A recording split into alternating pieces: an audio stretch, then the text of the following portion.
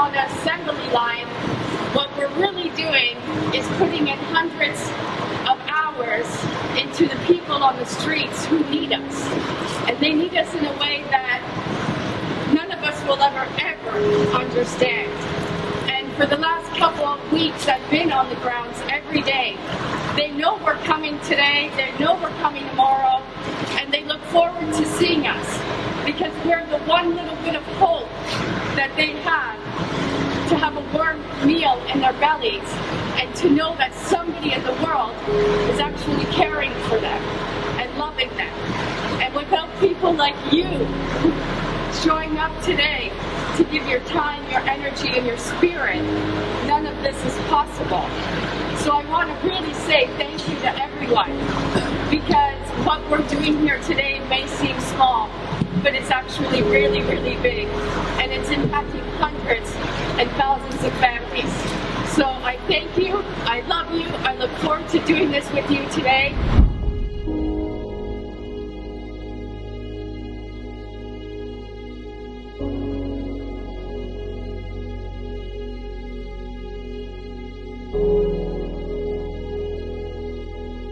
My name is Serena Buffalino, and I am the founder of Help Heal Humanity.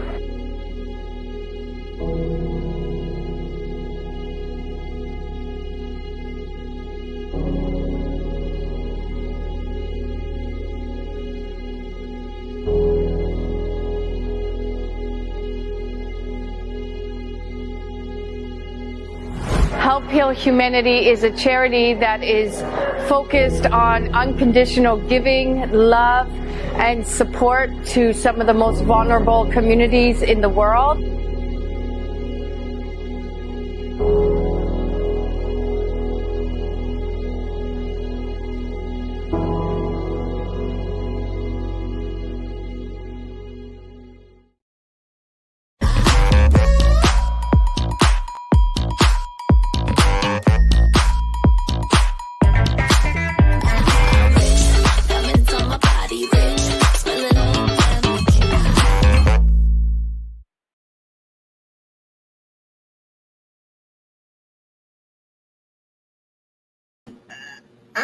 Good morning, good morning, good morning. Hello, everybody, and welcome to the Coaches Lounge with Barbara J. Beckley.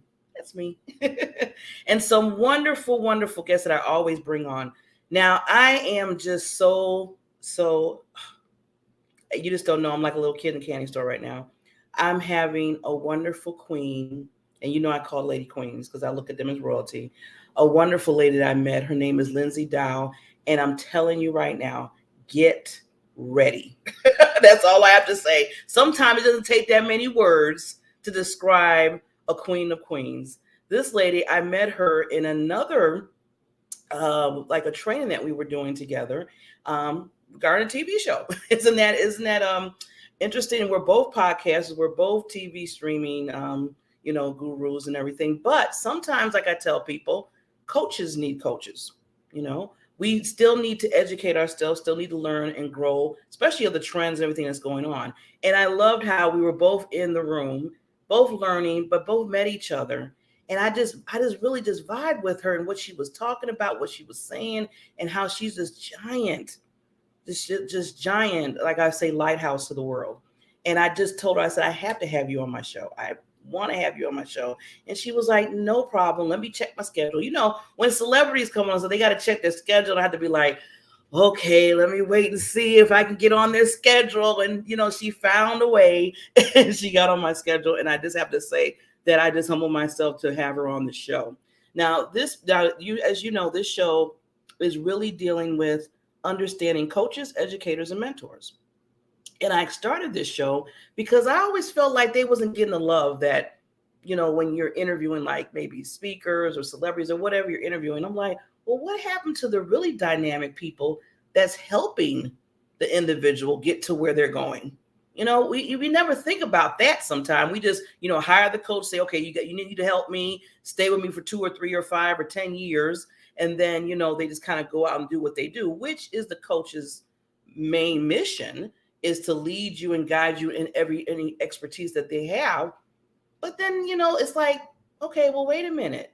they were the ones that were with you late nights. They were the ones that were giving you those tips. They were the ones that were pushing you to say you can do it when you were saying, no, I don't know if I can do that. No, you can't. You have to think about that. They were cheering you on, just staying with you, making sure that you stayed on your goals and you stayed on your objectives of your life in any capacity that they had. So that's why I said I'm going to create this show to make sure that we show these wonderful gems, as I call them, the diamonds in the world that are coaches and mentors and helping other people. If it wasn't for my coaches, I wouldn't be where I'm at right now. As far as my speaking career, as far as being on the show, as far as just doing video editing, I mean, I do all that. And if it wasn't for coaches and people in my corner and still today with me, then I wouldn't be where I'm at. So I'm giving the love right now. And I'm going to step aside because I want you to meet this wonderful lady. And she's going to describe some of the things that she do. Now, I want to say, listen to what she's talking about, because believe me, after you hear what she has to say in her element and her expertise, you're gonna be like, okay, I want to work with her. I need to contact Lyndsay. I got to get to her. And what I love what she does is she's a coach and speaking consultant. And what she does is and I'm going to read this, teaches leaders how to build irresistible sales culture that drives results. I'm going to say it again, that drives results, right? You want results in your life? Lyndsay's the person. She's a chief heartbeat officer. I love her title. She's been 25 years in this industry. That's all you have to say. That's like a mic drop. So with that, we're going to get a chance to know Miss Lyndsay. But before we go there, we have to hear from our sponsor. And after that, we will bring on the Queen, Lyndsay.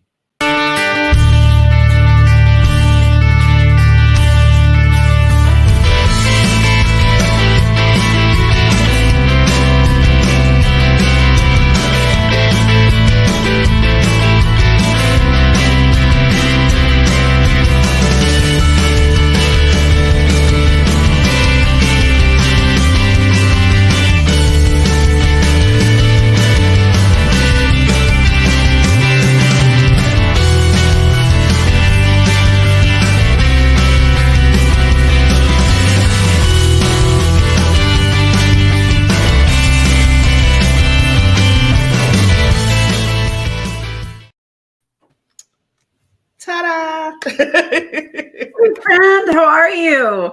How are you, lady? I'm so glad that you are on my show. I get to see you. I'm so happy to be here. And thank you for that ridiculously generous intro.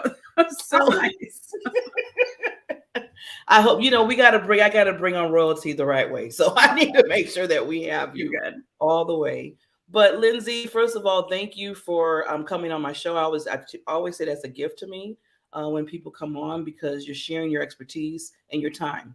So I really appreciate that so much. Happy to do it. We were fast friends when we met. So it's a pleasure.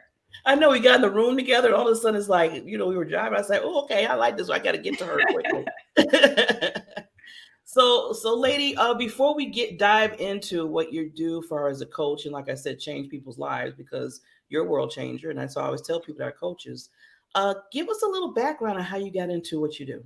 Sure. So you already led with, I've been in the industry for 25 years. So I've been in sales my entire career. And 23 of those years I spent climbing the ranks of IBM. I started in customer service and worked my way up to executive. And I wanted to make a change. So I left and I went to another company. And in 6 short months, I got fired. And anyone that knows me kind of goes, how'd you do that? Like, that's hard. Like, how do you have a decorated career and then you go get fired? And let me tell you, it was so painful. It was the gut punch I never wanted. It was so horrible, but it was a gift. And it was a highly toxic environment. It was I wouldn't have quit. I would have stayed. I would have muscled through it because I don't quit. But my health would have suffered. My family would have suffered. It was a gift. But it also gave me the inspiration to start Heartbeat for Hire. And one thing I understood really, really clearly from leading really big organizations at IBM was how to build this irresistible sales culture that everyone wants to be a part of. But when you do that, they perform. And so I understood how to do this. And I sat with myself in my pain and sadness after getting fired. And I wrote this job description, and it was this chief heartbeat officer. Wow. And that was an advisor to all of the sales leaders on how to do this, how to see and value your people, how to lift them up, how to make them feel, empowered and supported so they can do their best. And what ended up happening, I thought I was going to be totally in sales and totally in tech. And now I'm coaching people all over the place that are like, I'm coaching a scientist right now. I've been coaching people on career changes. I do a lot of sales coaching, and I've been speaking a whole lot on this topic. So it wasn't necessarily a real straight line of how I got to where I got to.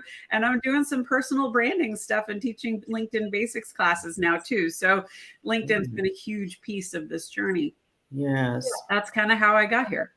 It's amazing, Lyndsay, like you said, how we get on our road to our lives, how you never know where it's going to go. It's like a creativity of the world talking to the universe or something, saying, okay, we're going to start here, but you're going to end up over here somewhere. Yeah. And then you're going to learn through when you got to that point. It's still changing. It's still evolving. And, I have some partnerships that I work with, and I work in different capacities doing different things, but my message is still the same. So, my audience, the people that resonate with me, know that this is what I'm passionate about. It was interesting. This week I shared a post on LinkedIn about empathy, and it was an article that was in Forbes, and I shared it. It's been shared over 45 times, and it has hundreds of comments.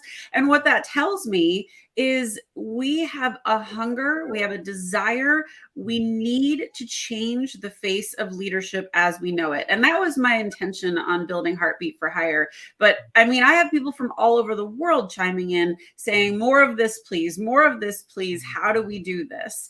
And that's really the change that I want to be a part of. Yeah. So you were never meant to be, like you said, I know you like a few months and then you got fired. You were never meant to be. That was just for a little small tad of your life. Hey, I learned a lot in those 6 months, and I learned exactly the leader I did not want to be. Yeah. I always tell people, you learn from everybody, even what not to do. Yeah. So yes. And you started this wonderful, like you said, what you do, you're basically business. And I love the title, Heartbeats. I love that. Can you give us a little on how that? I use a hashtag. It's called Heartbeats, not Headcount. And I really feel if you are a leader, you are responsible to your people. And at IBM, we had to lay people off fairly often. And that was a process I never wanted to get good at. And I can remember being with one of my bosses, and she's like, I need you to come in and be a witness. She had a really difficult person she had to let go of, and I had to let go of people. Neither of us slept. We were so stressed. We understood the impact we were going to have on people's lives. And it was so important to me to honor that and to support these people. Listen, you're not going to get along with everyone, but you have to understand that as a leader, it's your job to advocate for your people. It's your job to know who they are. And I really hated when I heard leaders say to me, I don't have time for one-on-ones. I'm too busy for that. And, in sales is high pressure, high stress. You've got quotas, you've got deadlines. It's the most important week of the most important month of the most important quarter of the most important half of the most important, on and on it goes. And so the pressure is high, and you have to stop and remember your people, or they are going to burn out. They're going to resent you. They're not going to perform. And if you can create that psychological safety and that space for people to thrive, you're going to see magic happen. And if you don't mind, I'll tell you a quick story to give you an example of how this feels. So I had a great leader. She was my friend, and then she became my boss. And I was telling her what I was doing working on this very large client. I had a $150 million quota. It was a really significant relationship I had to manage with a lot of strings attached. And I was telling her what my plan was. And she just went, girl, I've got your back. Now fly. And when you hear those words, they gave me goosebumps then, they give me goosebumps now. But what that gave me was incredible confidence and incredible strength to motivate my big team of 50 plus people and say, hey guys, we can do things differently. Let's think outside the box. Let's try something new. Maybe we can reach out to people in a different way. Maybe we can leverage LinkedIn. Maybe we can do X, Y, Z. And all of a sudden we created this environment of, I support you. Let's try this. Let's do this differently. And our clients saw us differently. And when you are a leader and you can inspire that kind of energy and greatness in your people, oh my gosh, first of all, the loyalty you're going to get from that person, the risks I was willing to take because I knew she had my back. And if I fell down, she would help me get back up. But it was something that I knew I would always want to do for the people that I led. And when I did that for the managers that I inherited and the ones that I promoted, the things they were able to do, it would take your breath away. And we just created this contagious environment that everybody wanted to be a part of. So it's totally possible, and it's not that hard. It's not. I love how you brought up the fact about when she said, I got you, I have your back. That means so much when it comes from leadership, when it comes from management, because then you're like, okay, now I can, first of all, just kind of breathe. And then I can be creative in my own purpose and what I do and bring it out even better because I know somebody had my back. And and I like how when she said she had your back, she really had your back. And I'm saying that because, especially in corporate, sometimes they might say that. And then next thing you know, something really goes down, the bats might not be covered all the way. So I'm glad that you were trusting with her and she was basically trusting in you. You said the word, and that's trust. And you cannot get trust without understanding who your people are. And so I encourage, part of my methodology is this concept called inverted management. And it's asking this question, how can I be the best manager for you? And when you ask that question, first of all, it's a humbling question. You are admitting you don't know everything. And that's hard for some people to ask. But the answers you're going to get are going to be wildly different depending on who you're talking to. It's based on seniority, based on experience, based on career goals. And these people are going to tell you, you know what? I need someone to role play with, or I need a coach, or get the hell out of my way. I just need an escalation point. And whatever that is, you need to be able to support that. You need to be able to say, you know what? I got 2 people on my team that need more training. I got 1 person on my team that feels like they're in the wrong job. I need to advocate for them to get to a different place. But when you understand how your team is stacked, you can do amazing things. Yes. Yeah. Trust, like you said, Lyndsay, is very important. If you can't trust, it's going to be difficult. That's in any relationship, just not even at work. I mean, it just really is hard to maneuver when you don't have that. Yeah. Well, and when there's no trust, everybody just treats it like a job. It's just, I'm going to come in, I'm going to do what I'm asked to do, and then I'm going to leave. And if you've ever had a good leader, you know what that feels like. And when you have a rotten leader, here's another great one. When your boss calls, do the hairs on your neck stand up, or are you excited to take the call? That's a really good litmus test for how you feel about your job. And a lot of people can't even rationalize they're in the middle of misery. They don't even understand that what they're doing every day is making them so unhealthy, unhappy, and unfulfilled. And when you can actually go, oh crap, I'm really in the thick of that. I need to make a change. And I need to do it consciously to better my life, better my soul, better my heart. That's just such an important thing for people. And, no job is perfect. You're always going to have, warts and things that are gross and tasks you don't like. But if you just have to look at the scales, is it a lot more good than bad? Then good. If it's, the other way, you might want to make a change. Yeah. Because, it gets to the point I'm loving what's going on in the world right now about mental health. Yes. People, we have to really be more concerned about that. And if you, like you said, Lyndsay, if it's really taking on that toll to you, you have to make that decision. Yeah. It's I think more than ever. And I think too, we might be out of the bulk of the pandemic, but the ripples from the whole great hiatus are still happening. And the coping mechanisms that we had developed pre-pandemic have kind of gone out the window. And so people are being set off by what seems like small things, but checking in with your people and making sure that they're doing okay is I call them power skills. Some people call them soft skills.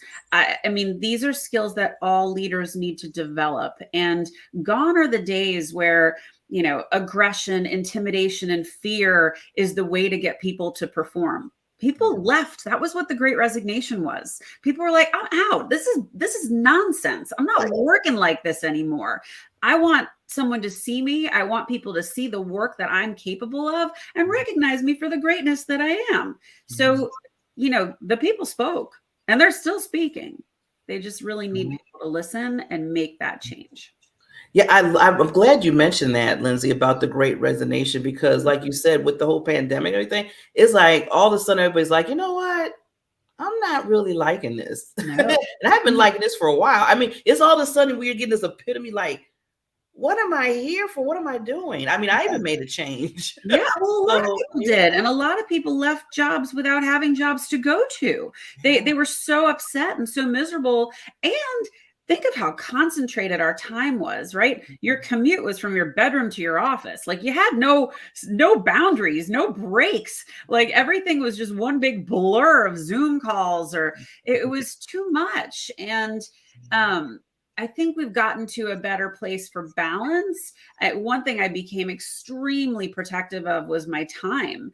And I said the words, I'm going to live with intention. And so the actions that I take, the people I surround myself with, the work that I do has got to feel good.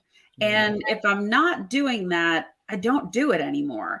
And, you know, pre-pandemic, we were going to bridal showers and no, it would be really good if you showed up at this lunch. It'd be really great if you came to this. And I was like, it's not good for me. So I'm done. And so now, you know, the people I spend time with, I cherish that time. I look forward to that time. It recharges my battery. It's so healthy for my soul. And entering a space where you're like, oh, this doesn't feel good. Like, can I make it through it? Or is it time to go? And sometimes you just got to stick it out for a little bit. And you're like, yeah, it wasn't so bad. But, you know, to make those choices of living for your heart and living with intention is so important for people to understand. And like you said, Lyndsay, I have to just give people a lot of love out there for taking that step, because I know it wasn't easy. I mean, after they realize, it's like, okay, they got the awareness in their head, like, you know what, I'm really not feeling this anymore. And then stepping out, and like you said before, some without even having a job. Yeah. They just said, you know what, I'm done. And I'll just, you know, go with faith. Just, you know, take that leap. Yeah. And, you know, I think it's really interesting. Now we've had this massive layoff, right? Like more than 70,000 people were laid off in the last couple months. And we went from the power was in the hands of the employees to the power seems like it's back in the hands of the employers. And it worries me a little bit. It worries me on the DE&I space. So diversity, equity, and inclusion. We watched those teams that were thriving and healthy and big, and they've reduced those teams from 50 people to 2 people in some cases. And that really bothers me. So I'm hoping that I'm wrong in my observations. But the positive of all of this is the conversation that's being had on a global scale of what people are asking for, the leadership they want. I mean, we are seeing these changes, and there's a couple examples. Stripe was a really great example. The co-CEOs wrote a letter to the whole company saying, we are so regretful that we have to lay off some of our stripers. We really didn't want to do this. We overshot what we thought we could do. And they took responsibility for it, and they honored the people that were remaining. You don't see that very often, but we did see a few examples of that in this whole layoff stretch. And it was so good to see. It was so nice to see the humanity from leadership. And that's what people are asking for. That's the kind of leadership people want to work for. And, you know, when I'm coaching people and having them, they're looking for new jobs, you know, what are those questions that we're going to ask? Because this isn't them just interviewing you. You're interviewing them to make sure this is where you want to plant roots. And you've got to make sure that the people you're working for are the vibe that you need, like where I was. You know, you really want to make sure that it's a place where they have a management style that works for you. Yes, definitely. And I like what you said, Lyndsay, about they're just not interviewing you, but you're interviewing them too. 100%. You know, a long time ago, well, I'm taking myself age wise too, that it was just like you went for the job and that was it. It was no like back I and hope I forth. get it. I hope I get it. Yeah. Versus, you know, I tell my people, I'm like, you are telling whoever is interviewing you, you're being very selective. Those are good words to use, because you're basically saying, we're feeling each other out. Like, we're dating a little bit right now, and we're going to decide if we're jumping into a relationship. But this is a mutual decision. It's not just like, you like me, but I'm not sure if I like you. You know, that, and, you know, a lot of us don't have a luxury of being like, oh, I can get a job whenever I want. You know, we all need our paychecks. We need our money. But I want people to be really intentional with where they're going, who they're working for. And, you know, one really great question, can I speak to a few of the people on the team? Get that intel. Understand, what is it like when things are tough?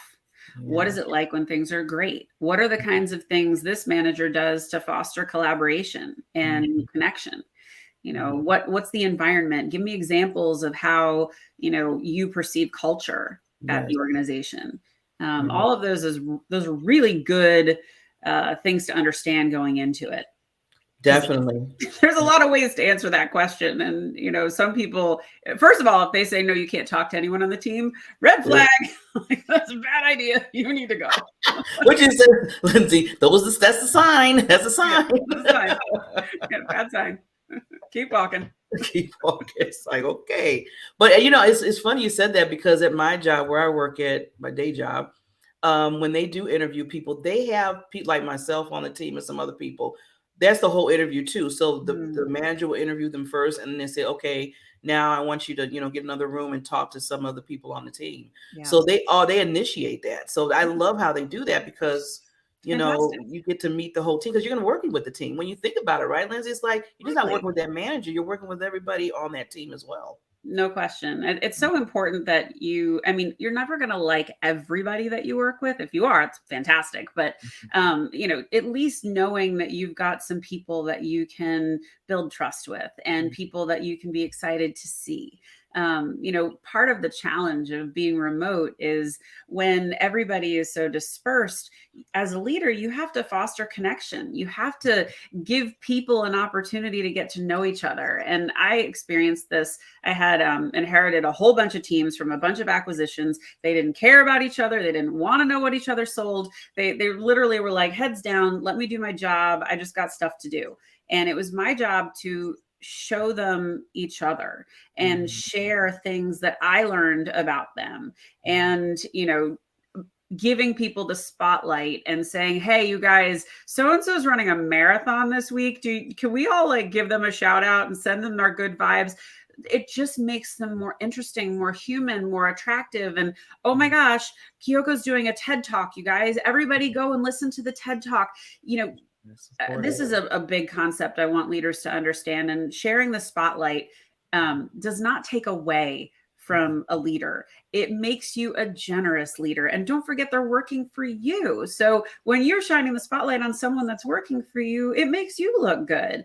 But the more you do that, the more attracted people are going to be to your leadership style. And it's such a wonderful practice to not only shine the spotlight on the people that report to you, but the people that support you, and bringing those people on your team calls to say, hey, you guys, we have to celebrate Sally. We could not have done this without her support. First of all, Sally's going to be blown away that we're taking the time to talk about her. But anytime my team needs her moving forward, she's going to be like, I'm there. I love this team. You guys are so good to me. So, you know, giving back to people in those ways, those are free. That's easy stuff. And yes, you can use your budgets to send gifts and send points or whatever system you've got in your company. But I always used all that up. Like, I was always out of points because it was so important to me that people felt recognized, that, you know, and they didn't know it was coming. Like, you just closed not a big deal, but you closed a deal. And I want you to know that deal was important because it's the seed that you're planting for other deals. So yeah, I sent you 100 points for, you know, you go get an Amazon gift card or whatever you're going to get. Those things matter. And it's just creating that environment of, this is a place I want to be. Yes. And I love that was said so well put. Like you said, Lyndsay, you're creating that environment, creating that culture. And it starts with leadership. I always tell people, if you're a leader, it starts with you, because they have to see it within you. And then people take, hold of that and see where, now they can navigate, because now they're flirting from the leader from high up. That's a great point. But let me add, culture belongs to everyone. And even if you have a so-so or a not so great leader, you still have an opportunity to inspire greatness in others. And just because they're not great, the more you put into the place that you work, the more you're going to get out of it. And it's tough when you have a tough leader, but crossing your arms and disengaging isn't going to help you either. So figuring out ways to network with people outside of your reporting chain, asking for those executive interviews from people that are outside your reporting chain, you're asking and you're building advocacy. And advocacy is going to help you on your career path. It's going to help you find the people that you want to be mentored by. But really, it changes the game on how you see the company, and it changes the exposure that you get. So culture, yes, it starts with leadership, but it belongs to everybody. And, you can easily pack up your toys and go home, or you can stay engaged and really, try and foster the environment you want. Yeah. Yeah. And like you said earlier about, sometimes you learn what to do with leadership, and sometimes you learn what not to do. Those lessons are just as important. Oh, yeah, I'm telling, especially what not to do. I learned a lot about that. And then, like you said, with the old culture, you can create yourself in that environment. You don't have to, be as what they are. And sometimes they learn from you. I know I had a manager a while ago, and she was not, like you said, but I was like, Mrs. Smiley. That people always say, I got the smile on my face all the time. They're like, bro, you always smiling. You seem like you're so positive and stuff. So it kind of, was growing on other people. And then she was like, okay, Barbara, I got yeah. But think about that. I mean, you don't need a leadership title to lead.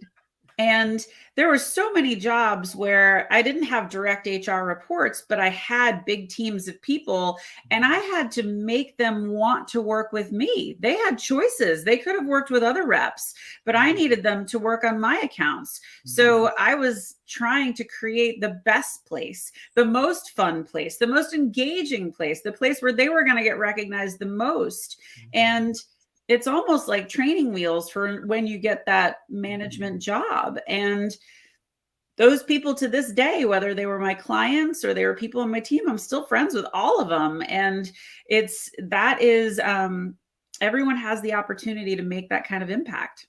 Yes, definitely. Now I understand more and more why your company is called Heartbeat. Because I can just see your heart, showing in so many others. You create that culture in what you do. So I commend you for that so much, because we need to multiply you. There's much needed out there. I'm trying, girl. I'm putting it out there as much as I can. I think, doing it. I spend so much time creating content and trying to really, shout from the rooftops the right way to do things. And the one message that I have is you never stop learning. And for all of those leaders that have been doing this for 20 plus years and with a reasonable amount of success, my question to them is, when was the last time you hired a coach?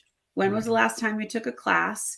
Because the world around you has changed, and people are asking for something different than likely what you've been delivering. And oh, by the way, everyone is capable of growth. You are not born, I don't know if we can swear here, but you are not born an a-hole leader. You became one because you didn't have good examples. And just like you became one, you can become a great leader because you understand what your people need. So I have a lot of friends who are like, oh my God, I was the biggest jerk and I've changed so much. And I love those stories because it gives me hope that, if you were managing people the wrong way, maybe, just maybe, there was some story I told or something that inspired you to think differently, to ask that question, how can I be the best manager for you, to give back to your people, to shine that spotlight. just to create an environment that you wished you had. Yeah, definitely. Now, Lyndsay, I want to, before, we wrap up, I want you to give the audience just a little bit of what you do as far as the sales coaching, because I know for myself, sales is not one of my wheelhouses.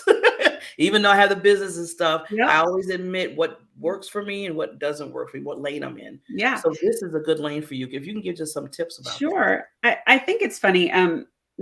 People immediately, when they think of sales, the first image in their mind is this used car salesperson. And I don't want to be sleazy, and I don't want to put myself in a place that feels uncomfortable and icky, and I'm asking for something that's, not natural.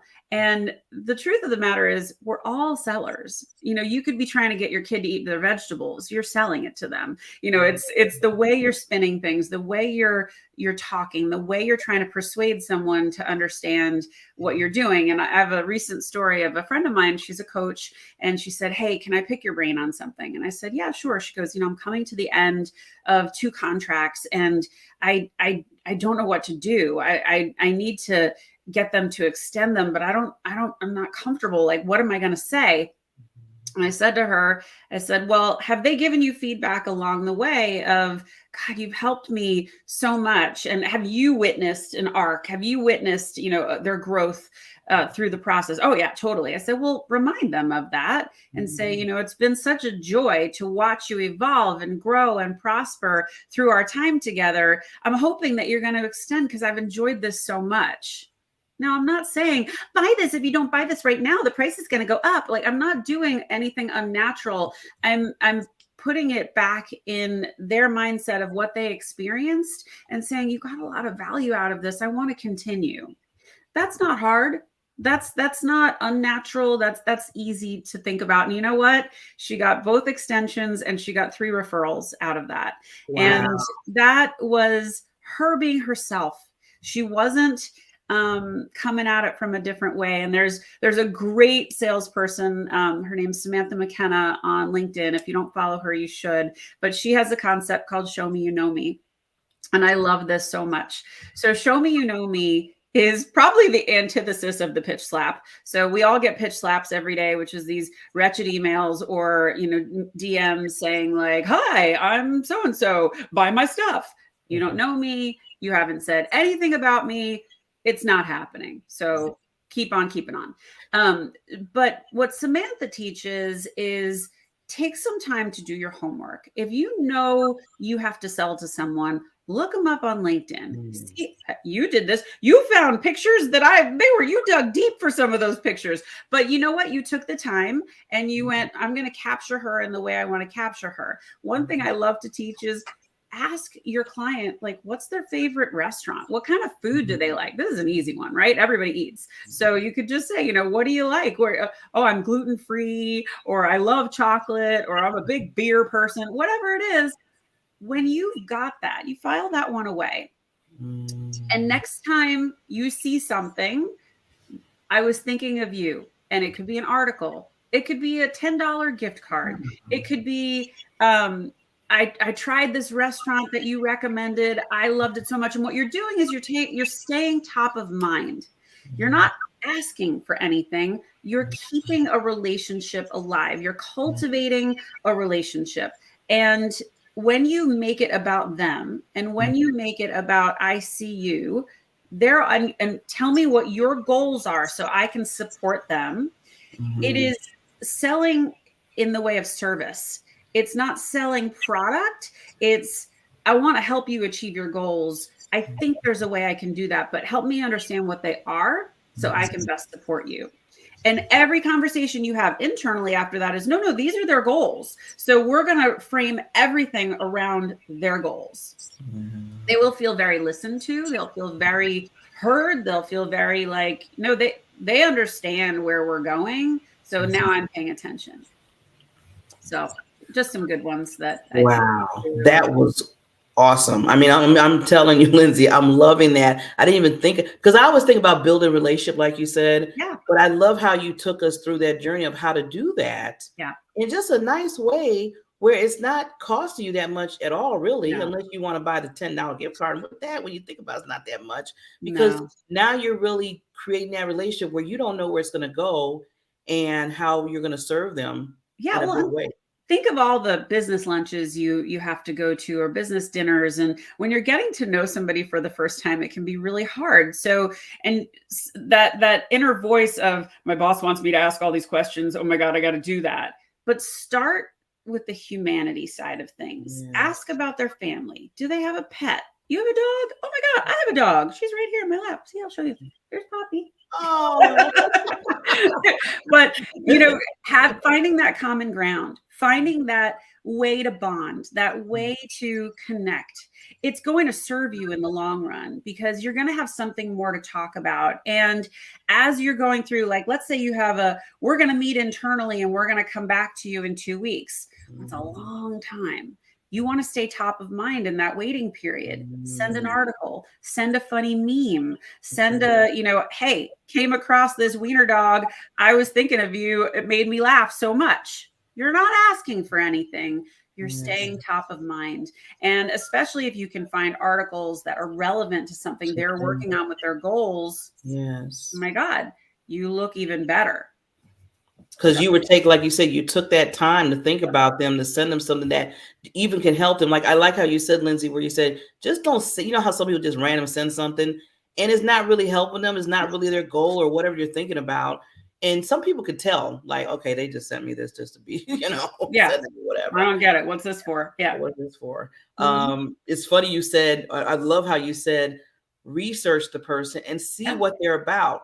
A lot of times, and even in LinkedIn, love LinkedIn, but I don't love when some people in the DM, when they send me something like this one guy, he was saying, hi, Barbara, I would really love to talk to you about surfboards and stuff like that. Really? I mean, yeah. I said, you really did not research me. I mean, it's insulting. It's insulting. And I laugh when these things happen, and, they'll be like, or they'll start with an insult, even worse. Like, your SEO sucks. Okay.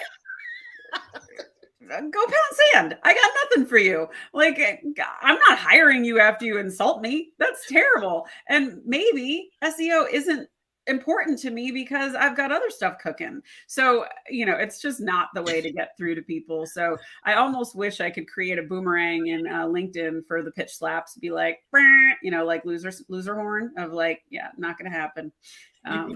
You probably could do that too. Create a video like that. I'm gonna work on it. You need to, you need that. We need to help, because, like you said, when somebody like you said, as soon as you talk to me, you're insulting me at the beginning. Well, I looked at your LinkedIn and it really sucks. I mean, it's like, really? And I can help you with that. Well, I don't really want the love. And there's a great way to do that. There's a great way to say, you know what? I don't know if you know this. There's so many great things you can do on LinkedIn to optimize your profile. And if you're ever interested, I've got a class coming up. Come join. You might learn a lot. That is a much nicer way than saying, like, dude, you don't know what you're doing. Yeah. That's just terrible. Your bio and everything is so boring. I mean, they'll come out and say it. They're that bold sometimes. It's like, okay. Yeah. So, Lyndsay, what I want to do, lady, is before we sign off, I want to give you just a few 30 seconds. I'm going to take myself down. I just want you to, leave anything that you want the audience to hear from you. And then I'll make sure they get your link so they can get you on your website. Wonderful. Thank you so much. It's been such a joy. So yeah, guys, if you are looking for that next career move, if you are looking at you need some sales leadership coaching. I work with a lot of clients who are trying to navigate their organization politically, not Democrat, Republican, but through the politics of their organization. I love helping people with this. I love coaching leadership teams, and I love speaking to organizations about this topic.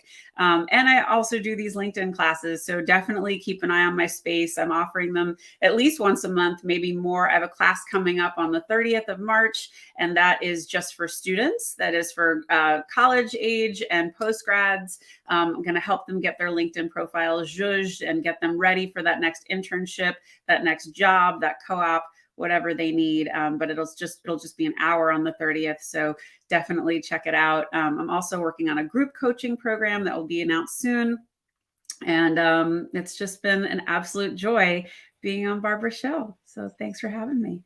It's been a pleasure to have you, Lyndsay. And we, like now that I feel like we're family, I need to bring you back. Anytime. You gotta get on the schedule and do this again, because I know the audience and myself learn so much from you, and just being that heartbeat of a leader, that heartbeat of a person, in general. So you are that, and show you the love on that part so much. Back at you, friend. Yes. So please reach out to Lyndsay. If you need that help, you see, I told you was going to be blown away. And please reach out to her. She is there to help you, and make sure that you're leading the right way, sales, driven results, everything. Just learn how to handle. It's all about relationship building. Just sum it up. It's all about relationship building. So with that, I want to let everybody know, Lyndsay, thank you again for being on the show. We will see everybody next Friday. The Coaches Lounge with Barbara comes on every Friday. And if you are interested, if you're a coach, if you're a mentor, if you're educator, just like this queen sitting next to me, and you want the spotlight, I'm here because I'm your visibility coach. And I would love for you to be on the show so we can just spotlight you, because you are awesome. As I always say, that you have a diamond in you. Just let it shine for others, because the world needs to see your shine so they can shine to the world. With that said, thank you again, Lyndsay. Pleasure, Barbara. You're a dream.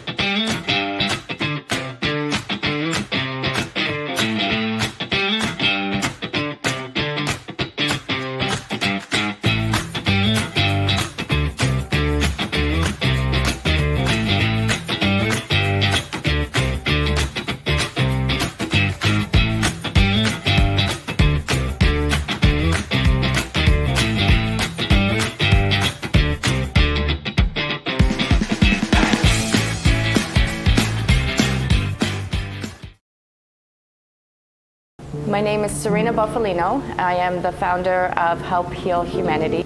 My career started off as a special education teacher. When my students found out that there were kids in this world that did not have the right to go to school, inspired them. The concept behind the Haiti School Building Project was a small handful of youth in Toronto would help a small handful of youth here in Haiti. The Haiti School Building Project finally opened up last year, September 2018. It has successfully been running for 7 months now, and what I have seen is nothing shy of beautiful. One person with the support of others can literally transform the planet.